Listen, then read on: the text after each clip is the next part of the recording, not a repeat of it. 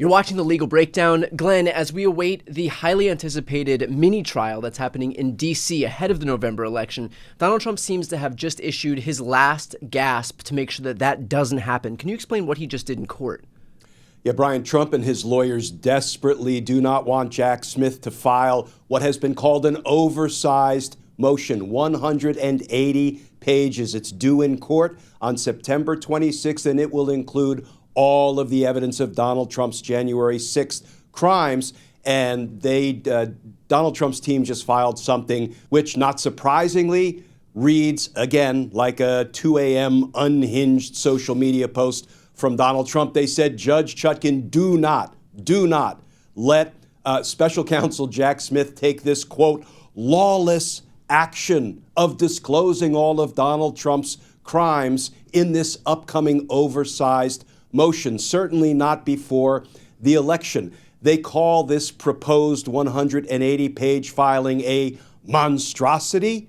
They say, we really want to protect the witnesses and we don't want to taint the jury pool, which is another reason they offer as to why Jack Smith should not be permitted to file it. Feels ironic because Donald Trump is the one who had to be judicially gagged to stop running his mouth about witnesses, putting them in danger and tainting jury pools. But now they are all concerned about how Jack Smith simply laying out the facts of Donald Trump's January 6th crimes could possibly hurt the witnesses and taint the jury pool. So, this thing is disingenuous from start to finish. It really is a politically motivated request that they are making, and they're hoping Judge Chutkan will fall for it and will say, okay, we will stop this litigation in its tracks to accommodate your election schedule, Donald Trump. I have a feeling that's not going to be what Judge Chutkan rules.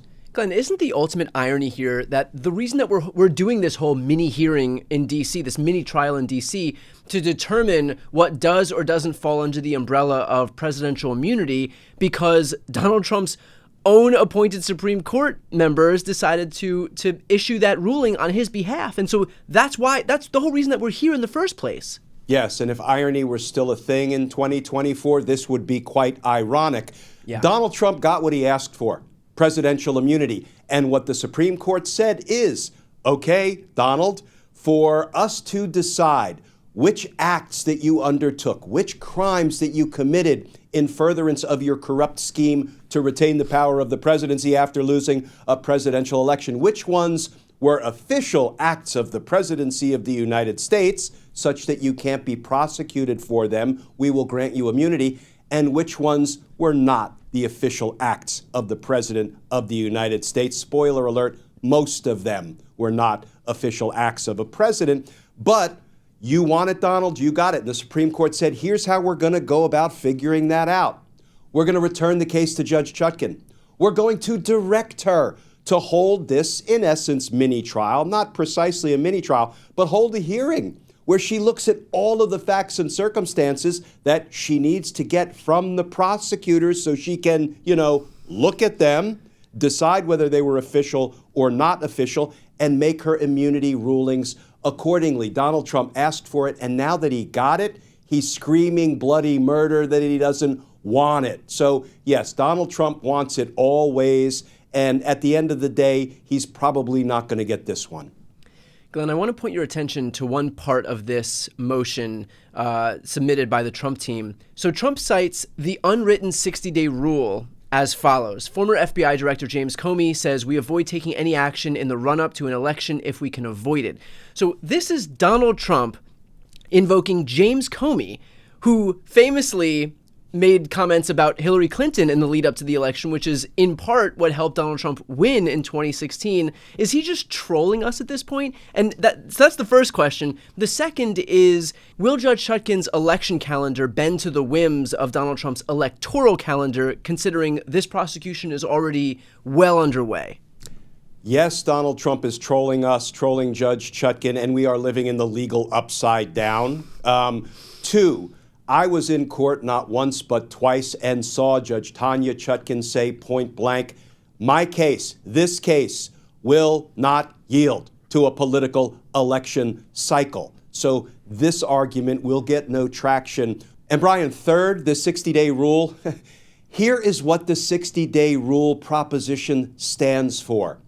If, for example, somebody is running for Congress and the election is 60 days out, and that person has not been charged with any crime, that person has not had their property searched or their cell phone seized, then the Department of Justice should not initiate some law enforcement action, like all of a sudden get a search warrant and seize a candidate's phone in the run-up to the election if time is not of the essence. Why? Well, because it could be misperceived as having a political purpose, maybe, damaging the prospects of a candidate being elected. However, the 60-day rule does not apply once cases are being prosecuted in court. Why?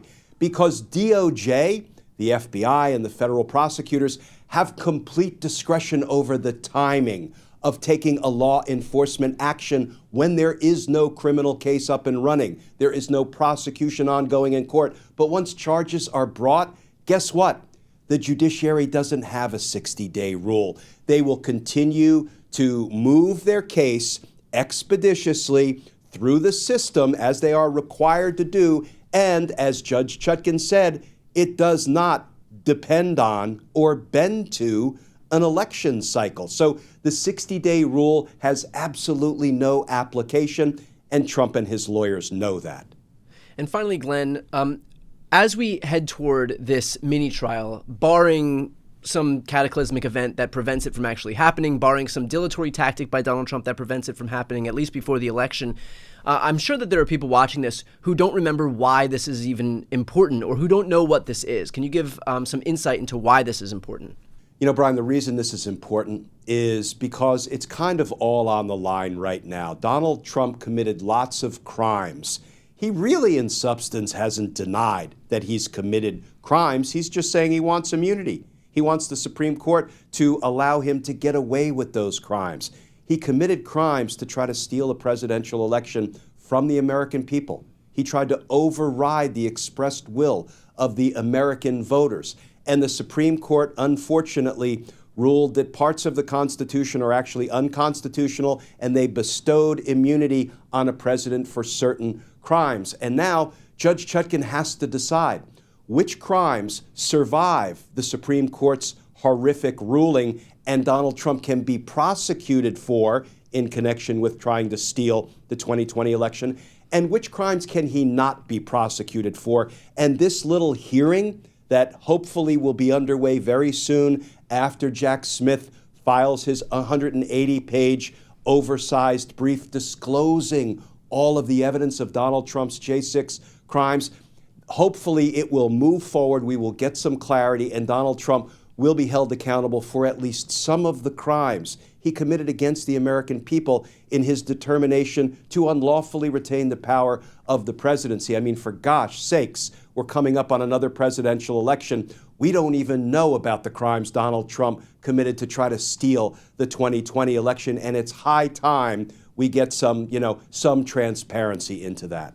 Perfectly put. And again, the irony of all of this is that this is what Trump wanted. His own appointed Supreme Court members gave him the gift of bestowing upon him presidential immunity. And so now this hearing is basically just to decide what is considered an official act and what isn't. So Donald Trump wants to have it both ways, where he can both benefit from having presidential immunity and yet not have any of his actions under the scrutiny to determine whether they do fall under that umbrella or not. So again, hopefully Jack Smith does continue to barrel ahead as we move forward with this mini hearing, with this mini trial here in D.C. With that said, Glenn and I will continue to cover it. So for those watching right now, if you want to follow along, please make sure to subscribe. That is the best way to support our work. The links to both of our channels are right here on the screen. I'm Brian Tyler Cohen. And I'm Glenn Kirshner. You're watching The Legal Breakdown.